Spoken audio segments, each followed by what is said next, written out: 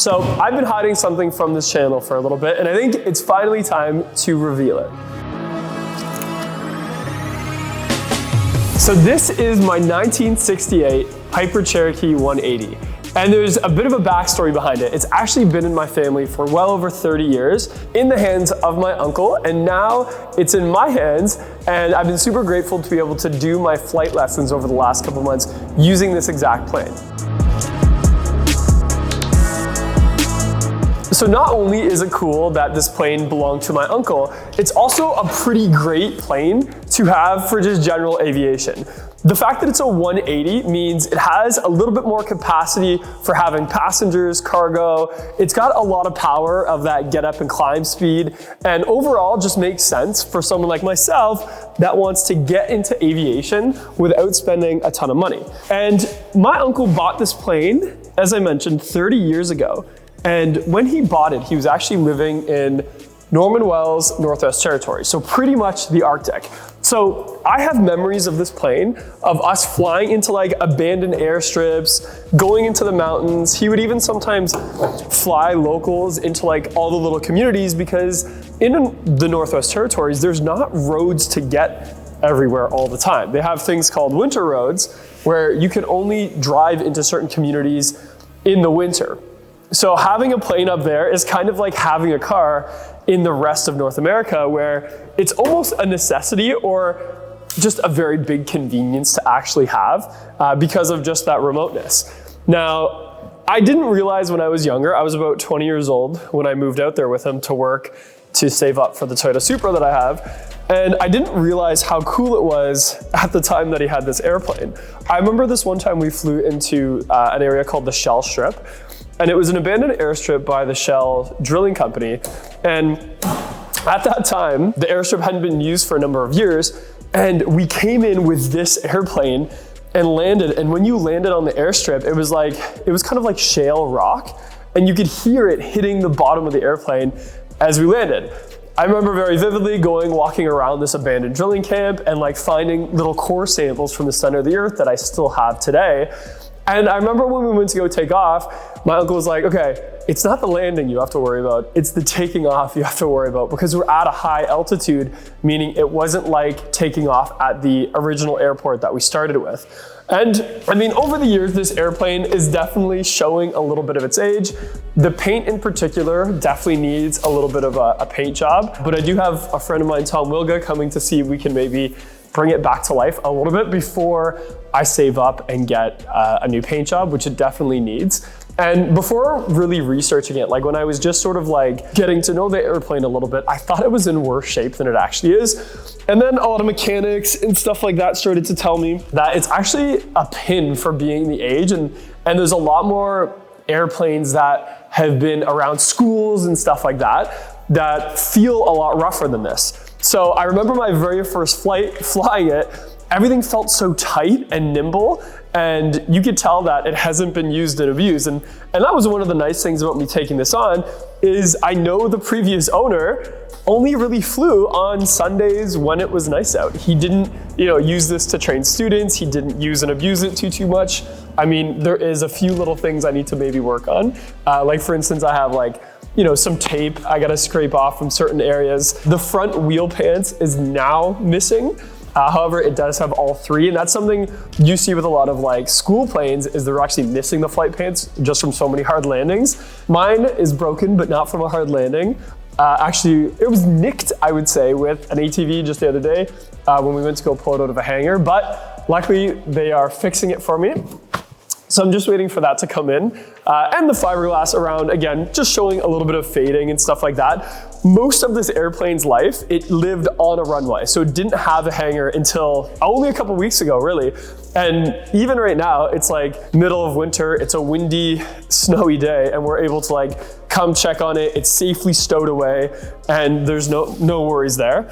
Also, I had an issue when I first got it, because it was sitting on a runway where there was a lot of wildlife, and it was the only airplane on that runway. So I was always having things like birds burrow up underneath the front cowling, and anytime I wanted to take it up, I would have to clear out all these bird nests, and like it became a little traumatizing because we would have to like scoop little baby birds out of their nests and then hopefully that nothing would get them. But I'm sure, I mean, I tell myself that those birds are still okay, but let's be honest, who knows? So having this hanger, it's kind of nice to be able to like take care of it and not have to cover it over. I did hit a bird the other day, and that's what you can see here on takeoff, which everybody has, you know, hears about bird strikes. I'm just lucky mine was only on the wing and it was just a small one. In terms of actual training, I mean, I've only flown, I've flown a 140 before, which pretty much the same plane, just has a little bit less cargo space and a little bit less passenger space. And also, I can feel a noticeable difference in the power. Even with this one, I've flown with 2 people in the back, 2 people in the front. It was still very impressive, I would say, how comfortable it felt at those with that extra weight, the airplane itself. The only thing I would say is it was kind of like having a passenger on a motorcycle where everything just felt a little bit slower, a little bit extra weight, especially the landing. I actually had to do a go around because I was coming in a little bit too hot. I didn't really account for that, like just the position of the nose and the attitude and stuff like that. But all in all, it's been pretty good. Even lately, my landings have gotten a lot softer, and the plane has felt, you know, better as time has going on type thing. And the goal is to be able to fly by myself by the summertime so I could go on adventures with my girlfriend and we could just sort of like have a little bit of freedom. And that's really what a hobby like this opens up, is you no longer have to think about the world from the perspective of a road, but from the perspective of a sky or the way that the birds fly.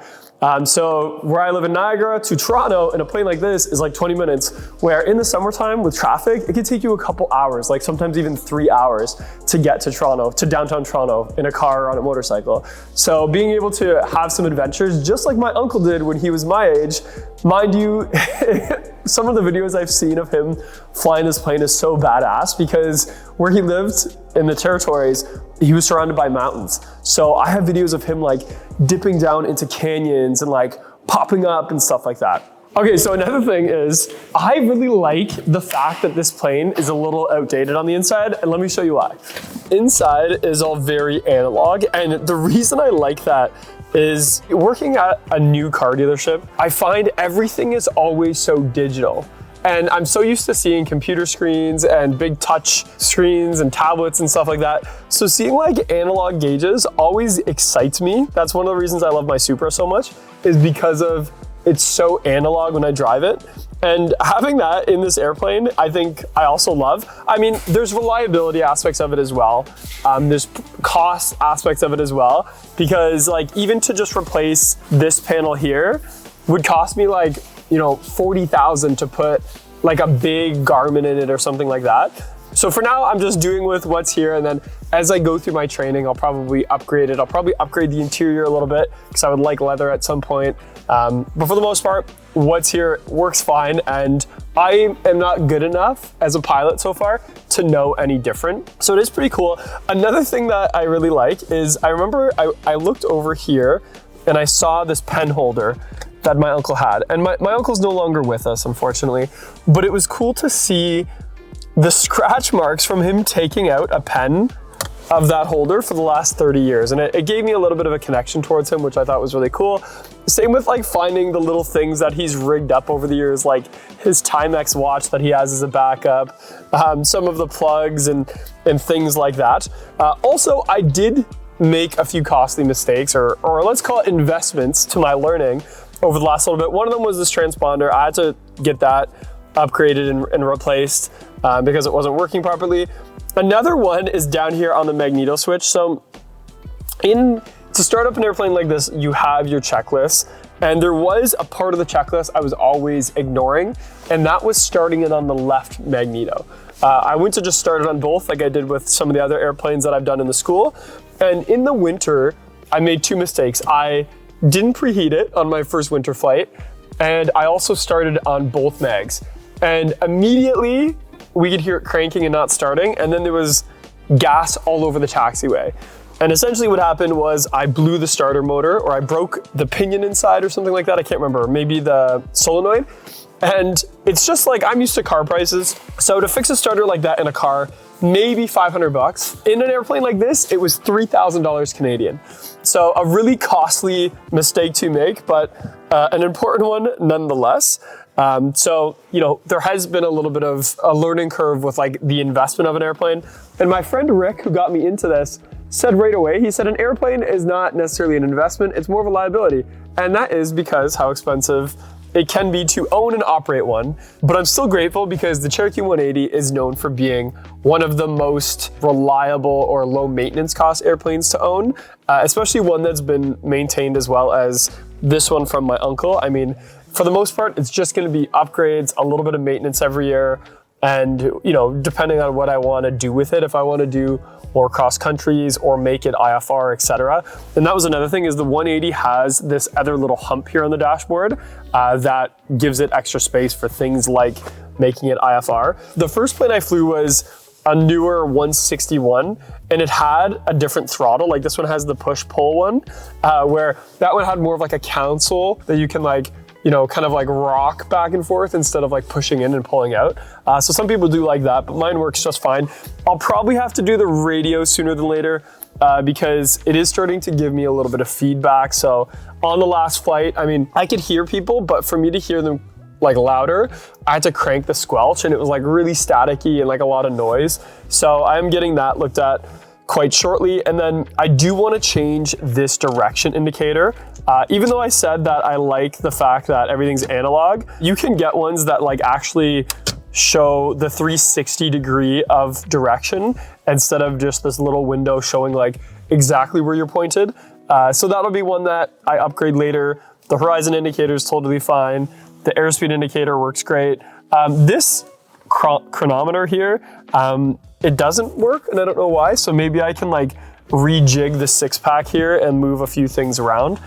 Same with this little clock here, which I hear is worth its weight in gold because it's like a mechanical clock. It kind of reminds me of like a mechanical watch that winds itself up with the vibration of the airplane. But I had it working, it stopped working now. I have to figure out why. The altimeter looks to be a little bit newer. Same with the climb indicator. The turn and bank indicator is totally fine.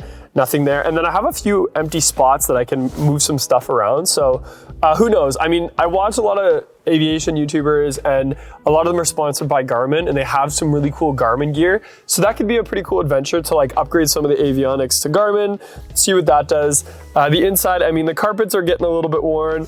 The seats are a little bit worn. It definitely smells like an airplane in here. So maybe I can freshen those up as my journey goes. But for the meantime, I am just gonna fly it the way it is. Also, the intercom system is kind of funny. When I took my girlfriend out the last time, she could hear us, but I couldn't hear her speaking. And that was me adding like a little gadget to do it. So we'll see about that. I did buy the audio cable so that I can hook up a GoPro and hear audio through that. So that'll be kind of fun to experiment with a little bit. But in the meantime, that's all I really wanted to go over. Show you a little bit of the inside to see like, you know, what it's working with, how updated it is or is not in some cases. And you can kind of see a little bit of the character that it has. So there you have it, just a little bit of an introduction to my Piper Cherokee 180. Obviously, there's gonna be a lot more aviation content coming to this channel. I'm still gonna have motorcycles, I'm still gonna have Supra, I'm gonna have lots of other stuff, but doing some flying is gonna be something that'll be kind of fun to film and do this summer. So much more to come. Let me know in the comments below what you thought of this video and the airplane itself, and I'll see you in the next one.